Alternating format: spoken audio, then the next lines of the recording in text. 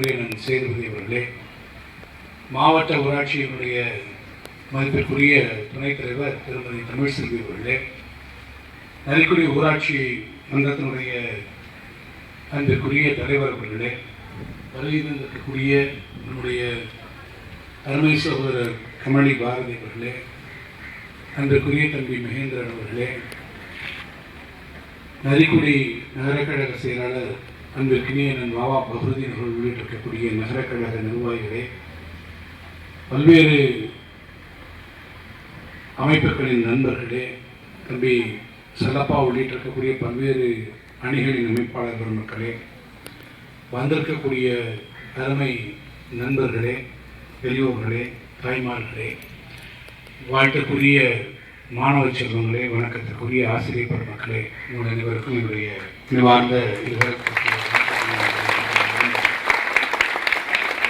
நரிக்குடி பள்ளியிலே இன்றைக்கு பயிலக்கூடிய மாணவர்கள் 1027 பேர் என்றால் அதில் 110 மாணவர்கள் 64 பேர், மாணவிகள் 46 பேர்.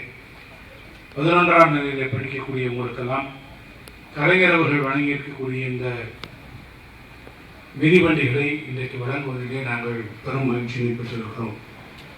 கலைஞர் ஆட்சியில் தான் மாணவ சமுதாயமாக இருந்தாலும் ஆசிரியர் சமுதாயமாக இருந்தாலும் நீங்கள் எண்ணி பார்க்க வேண்டிய ஒன்று இருக்கிறது என்று சொன்னால், கல்வி என்பது மாணவர்களுடைய உரிமை. இந்த கல்வி என்பது அவர்களுக்கு கட்டணத்திற்கு அப்பாற்பட்ட வகையில் நல்ல கல்வி கிடைக்க வேண்டும். குறிப்பாக நம்முடைய பள்ளியை போன்றிருக்கக்கூடிய அரசு பள்ளிகள், அரசினுடைய நிர்வாகத்தில் இருக்கக்கூடிய இந்த பள்ளியிலே அடிப்படை வசதிகள் மேம்படுத்தப்பட வேண்டும்.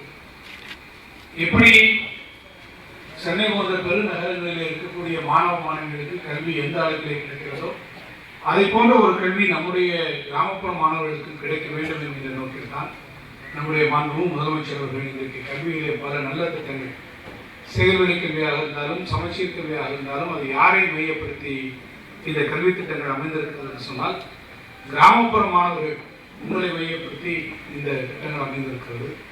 அதிலும் குறிப்பாக இந்த இலவச திட்டங்கள் என்பது சமுதாயத்தில் இன்றைக்கு நீங்கள் வீட்டுக்கு சென்றால் ஒவ்வொரு குடும்பத்திற்கும் இன்றைக்கு இலவசமாக வண்ண தொலைக்காட்சி பெட்டிகள் வழங்குகிறோம், ஒவ்வொரு குடும்பத்திற்கும் இலவசமாக எரிவாயு அடுப்புகள் வழங்குகிறோம், அல்லது கருவுற்றிருக்கக்கூடிய தாய்மார்களுக்கு 6000 ரூபாய் வழங்குகிறோம்.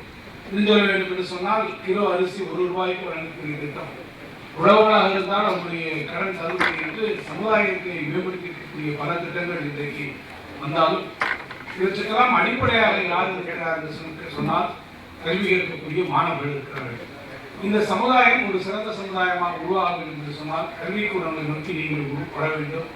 அப்படி கல்வி கற்க வரக்கூடிய உங்களுக்கு எல்லா வகையிலும் உங்களுக்கு உதவிகரமாக இருக்க வேண்டும். இன்றைக்கு சைக்கிள் மாத்திரமல்ல, இலவசமாக பஸ் பாஸ் கொடுக்கிறோம் என்று சொன்னால் வெகு தூரத்திலே இருந்து வரக்கூடிய மாணவர்கள், குறிப்பாக மாணவிகள், அவர்கள் தன்னுடைய பெற்றோர் இவ்வளவு தூரம் நம்முடைய குழந்தையை எப்படி, அதுவும் பெண் குழந்தையை அனுப்புவது என்று அவர்கள் தயங்கிக் கொண்டு இந்த குழந்தைகளை பள்ளிகளுக்கு அனுப்பாமல் வரக்கூடிய சூழ்நிலை வரக்கூடாது என்பதற்காக தான் இன்றைக்கு குறிப்பாக இந்த இலவச பஸ் பாஸ், இலவச சைக்கிள் திட்டம் போன்றவைகளும், அதே போல மாணவ மாணவிகளுக்கு இலவசமாக இந்த மதிய உணவு, இலவசமாக சீருடைகள், இலவசமாக அவர்களுக்கு புத்தகங்கள், ஆதிதிராவிட வகுப்பை சார்ந்திருக்கக்கூடிய அருமை மாணவர்களுக்கு இன்றைக்கு அவர்களுக்காக இருக்கக்கூடிய ஊக்கத்தொகைகள், அவர்களுக்காக இலவசமான நோட்டு புத்தகங்கள் என்று அரசு நம்முடைய சமூக பொருளாதார சூழ்நிலைகளை கருத்தில் கொண்டுதான் மாணவர்கள் பள்ளிக்கு படிக்கக்கூடிய நேரத்தில் அவர்கள் எந்த விதமான ஒரு தரங்களும் இருக்கக்கூடாது. ஒரு பையன் 1ஆம் வகுப்பில் போய் சேர்கிறார் என்று சொன்னால் 12ஆம் வகுப்பில் அந்த மாணவனோ மாணவியோ படித்து விட்டு வருகிற போது அந்த பெற்றோருக்கும் எந்த சுமையும் இருக்கக்கூடாது, அந்த மாணவனுக்கு எந்த சுமையும் இருக்கக்கூடாது. கல்வி ஒன்று, படிக்கக்கூடிய ஒன்றுதான் அவர்களுக்கு முக்கியமானதாக இருக்க வேண்டும் என்கிற கருத்தில் தான் நம்முடைய முதலமைச்சர் கலைஞர் அவர்கள் இத்தனை திட்டங்களையும் உங்களுக்காக கொடுத்திருக்கிறார்கள். நாம் ஒரு விவசாய பூமியிலிருந்து வந்திருக்கிறோம். நம்முடைய பள்ளியிலே படிக்கக்கூடிய நீங்கள், நான் இந்த மாணவ சமுதாயத்தை கேட்டுக்கொள்ள விரும்புவதுதான், கல்வி ஒன்றுதான் நமக்கு முக்கியம். கல்வியை விட இன்னும் ஒன்று முக்கியமாக இருக்கிறது சொன்னால் நம்முடைய ஒழுக்கம் தான் முக்கியம். நாம் இந்த பள்ளியிலிருந்து படித்து வந்திருக்கிறோம், இந்த பள்ளிக்கு ஒரு பெருமையை பெற்று தந்திருக்கிறோம், நாம் படிக்கக்கூடிய கிராமங்களுக்கு பெருமையை பெற்று தந்திருக்கிறோம் என்கிற உணர்வு எப்போது உங்களுக்கு வருகிறதோ, அந்த உணர்வு மேலோங்குகிற போது, ஒழுக்கம் சார்ந்த அந்த பண்புகள் மாணவ சமுதாயத்தில் இன்றைக்கு வளர்கிற போது நிச்சயமாக ஒரு நல்ல மாணவனாக, நல்ல மாணவியாக நீங்கள் பரிணமிக்க முடியும் என்று நான் மனப்பூர்வமாக நம்புகிறேன்.